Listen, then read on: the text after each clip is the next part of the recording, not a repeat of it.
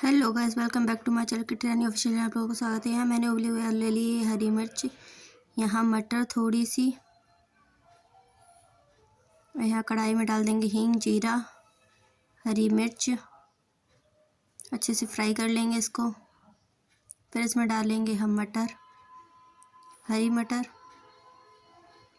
इसे भी अच्छे से मिक्स कर लेंगे। इसमें डालेंगे फिर हम टमाटर, इसे अच्छे से भून लेंगे 2 मिनट। फिर इसमें डालेंगे हम कुछ मसाले, हल्दी, धनिया, मिर्च, नमक।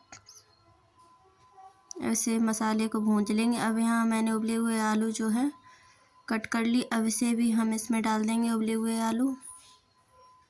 इसे अच्छे से मिक्स कर लेंगे, भून लेंगे 5 मिनट तक। फिर इसमें हम मिक्स करने के बाद डालेंगे हरा धनिया।